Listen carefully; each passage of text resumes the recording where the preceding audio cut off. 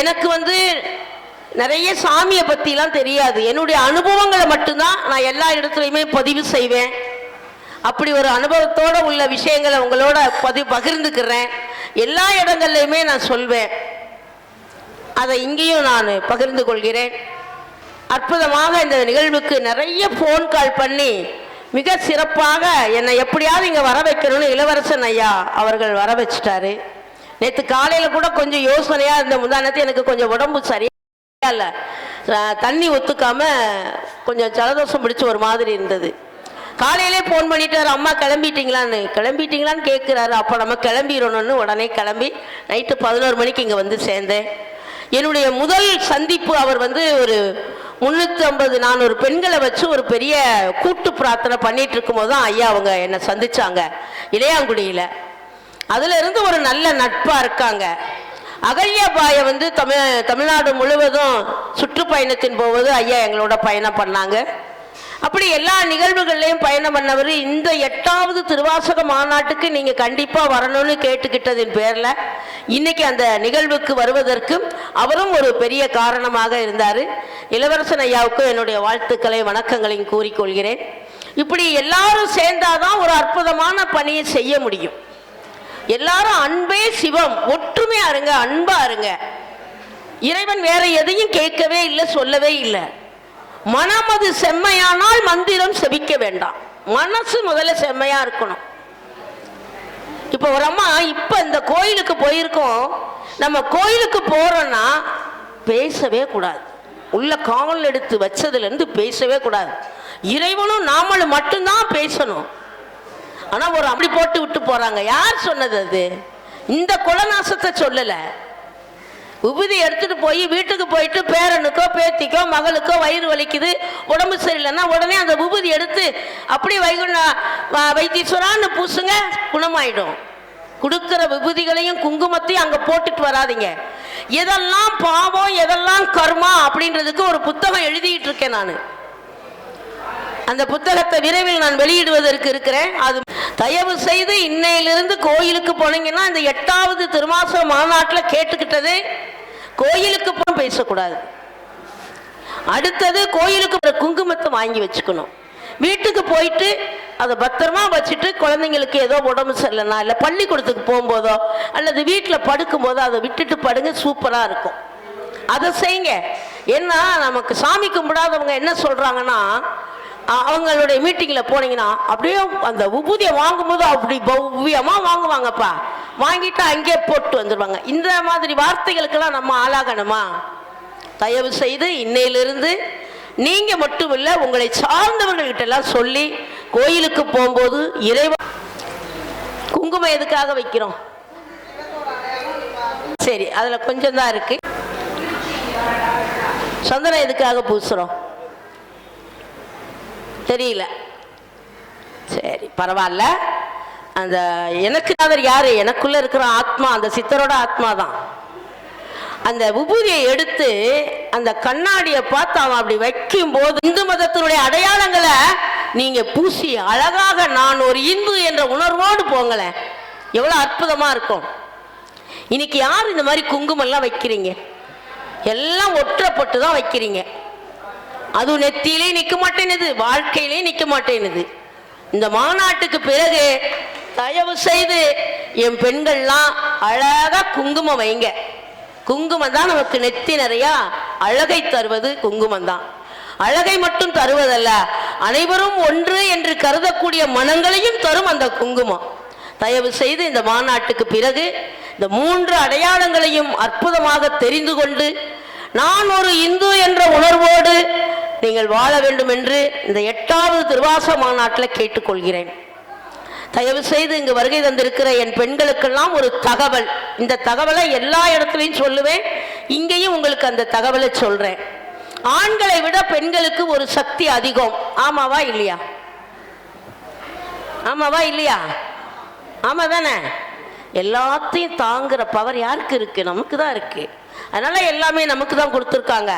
அதனாலதான் பூமாதேவி, கங்கா தேவின்னு எல்லா இடங்களுக்குமே பெண்களுடைய பெயரை தான் வச்சிருக்காங்க.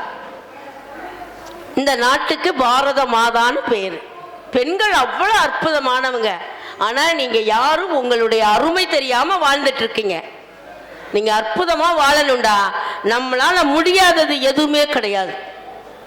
நம்மளால முடியாதது எதுவுமே கிடையாது. ஆண்களை விட பெண்களுக்கு ஒரு சக்தி அதிகம். நம்ம சொல்லுக்கு வலிமை இருக்கு. நம்ம சொல்லுக்கு வலிமை இருக்கா இல்லையா? சரி, ஒரு சின்ன விளக்கம் சொல்றேன், கேளுங்க. கோழி மிதிச்சு குஞ்சுக்கு சேவம் ஆகுமா ஆகாதா? ஆகாதுன்றவங்களா கை தூக்குங்க.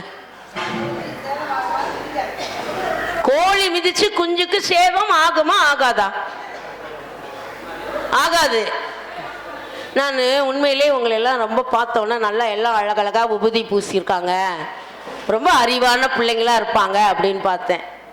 கோழி மிதிச்சு குஞ்சுக்கு சேதம் ஆகும். கோழி மிதிச்சு குஞ்சுக்கு சேதம் ஆகும். எப்படிமா ஆகும்னு கேட்கல கேள்வி. கேளுங்க, கேக்குறீங்களா? கோழி மிதிச்சு குஞ்சுக்கு சேதம் ஆகும்.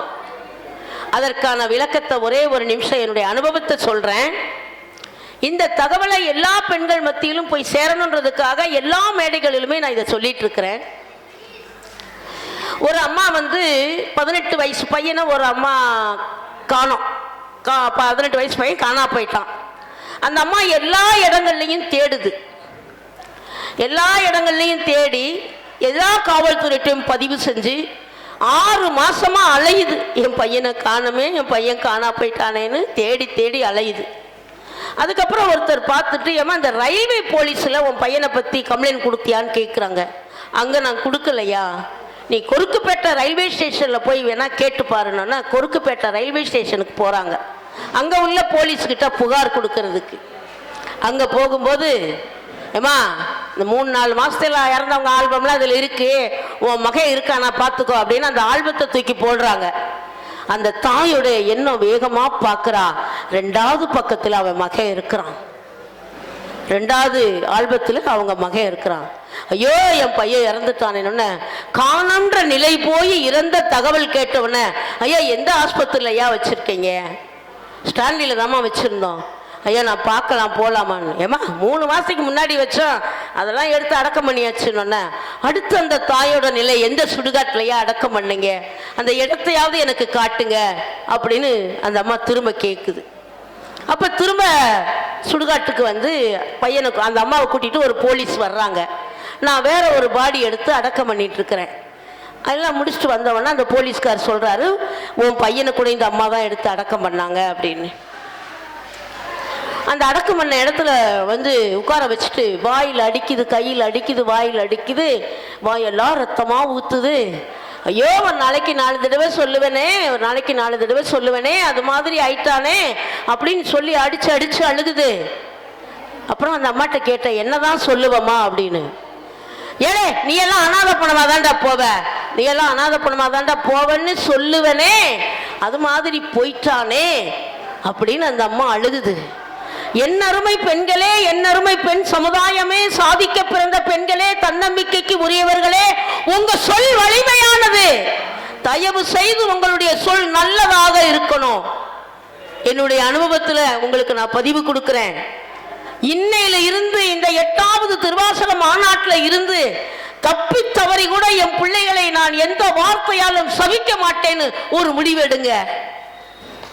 மனசு வலிக்குது. ஒவ்வொரு அனுபவங்களையும் பார்த்து நம்ம சொல்லு அவ்வளவு வலிமையானதுடா. நல்ல சொற்களை சொல்லுங்கப்பா. நீங்க என்ன சொல்றீங்களோ அதுவாகவே ஆகப்படுகிறான். விவேகானந்தர் சொல்றார், நீ எதை நினைக்கிறாயோ அதுவாகவே ஆகிறாய்.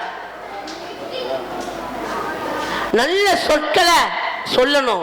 உங்க சொல்லுக்கு வலிமை இருக்கு. ஒரு தடவைக்கு 4 தடவை சொல்லும் போது அது அப்படியே ஆகட்டும் என்று ஆசீர்வதிக்கப்படுகிறது. அப்ப இந்த இடத்துல கோழி மிதிச்சு குஞ்சுக்கு சேதம் ஆச்சா ஆகலையா?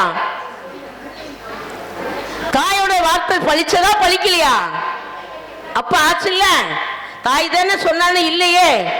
அதனால தயவு கூர்ந்து இந்த மாநாட்டில் ஒரு 5 தகவல் உங்களுக்கு கொடுக்கிறேன். இந்து மதத்தின் அடையாளங்களை கொடுத்திருக்கேன். உங்க சொல்லு வலிமையானதுன்றதை கொடுத்திருக்கிறேன். தயவு செய்து கொஞ்ச நேரம் எடுத்துக்கலாமா? தயவு செய்து கொடுத்து விட்டான். அதனால தமிழ்நாட்டில் இருக்கிறவங்க அத்தனை பேருமே என்னுடைய குழந்தைகளாவே நான் பார்க்கிறேன், என்னுடைய பிள்ளைகளாவே பார்க்கிறேன். எத்தனை வயசா இருந்தாலும் பரவாயில்ல, அது என் பிள்ளைன்னு தான் நான் சொல்லுவேன், என் கண்ணுன்னு தான் சொல்லுவேன். நீங்களும் என்னை தாயாக ஏற்றுக்கொண்டதா இருந்தா ஒரு பழத்தை கைதட்டு கொடுங்க. நிறைய பேர் ஏத்துக்கலன்னு நினைக்கிறேன், சத்தமே வரலையே. சரி, ஒரு பாடல் ஒன்று பாடுவோம், பாடிட்டு எல்லாரும் சேர்ந்து பாடலாமா? சிவபெருமானுக்கு ஒரு, நந்திக்கு ஒரு பாடல் பாடலாமா? நல்லா சத்தமா பாடுங்க. எவ்வளவு தூரம் நீங்க சத்தமா பாடல்களை சொல்றீங்களோ அவ்வளவு உங்களுக்கு நன்மையை தரும். அதே மாதிரி சமைக்கும் போது ஏதாவது ஒரு மகா மந்திரத்தை சொல்லுங்க. நான் இந்த கொரோனா டைம்லலாம் ஒரு 300-400 பேருக்கு சமைச்சு எல்லாருக்கும் சாப்பாடு கொடுப்பேன். உப்பு பார்க்க மாட்டேன், காரம் பார்க்க மாட்டேன், எதுவுமே பார்க்க மாட்டேன். ஆனால் அதில் நான் சமைச்சு இறக்கிறதுக்குள்ள 1,00,000 தடவையாவது சிவாய நம்ம சொல்லிடுவேன். நான் சமைக்க ஆரம்பிச்சுட்டா வேற சிந்தனையே பண்ண மாட்டேன். சிவாய நம சிவாய நம சிவாய நம சிவாய நம போட்டுக்கிட்டே இருப்பேன். அது அற்புதமா அமையும் அந்த உணவு. தினமும் என்னுடைய உணவை பற்றி எல்லாரும் நீங்கள் எல்லாம் பார்த்தீங்களா என்னன்னு தெரியல, புகழ்ந்துக்கிட்டே இருப்பாங்க. அத்தனை சொல் வலிமையா அதில் போய் இருக்கிறனால உணவும் அற்புதமாக இருக்கும், அதை சாப்பிட்றவங்க மனசும் நல்லா இருக்கும். தயவு செய்து சமைக்கும் போதும் சரி, எந்த வேலை செய்யும் போதும் சரி, மகாமந்திரத்தை சொல்லுங்க. உங்களுக்கு எது பிடிக்குதோ சொல்லுங்க. முருகன் பிடிச்சா முருகன் சொல்லுங்க, சிவன் பிடிச்சா சிவாய நம சொல்லுங்க, அடுத்த பிறவி வேண்டாம்னா சிவாய நம சொல்லுங்க, மீண்டும் பிறக்கணும்னா நமச்சிவாயா சொல்லுங்க. ஏதாவது ஒரு மகாமந்திரத்தை சொல்லிக்கிட்டே உங்களுடைய சமையலை பண்ணுங்க. அந்த ஆத்மாத்மான ஒரு ஆசீர்வாதம் அந்த குழந்தைங்களுக்கு கிடைக்கும். நோய் நொடி இல்லாம வாழணும். இன்னைக்கு எல்லாரும் நோய் நொடியோட இருக்கிறோம். அந்த நோய் இல்லாத வாழ்க்கை வாழணும். அந்த வாழ்க்கைக்கு எல்லாரும் வாங்க. நாக்குக்கு அடிமையாகி உணவுகளை சாப்பிட்டு எல்லாரும் நோயை வரவழைச்சுக்கிட்டோம். அன்னைக்கு எல்லார் கையிலையும் வெத்தலை பொட்டி இருந்தது, இன்னைக்கு எல்லார் கையிலையும் மாத்திரை பொட்டி இருக்குது. ஏன் இந்த நிலை? தயவு செய்து இதெல்லாம் வேணாம் என்பதை இந்த நேரத்தில் கூறிக்கொள்கிறேன்.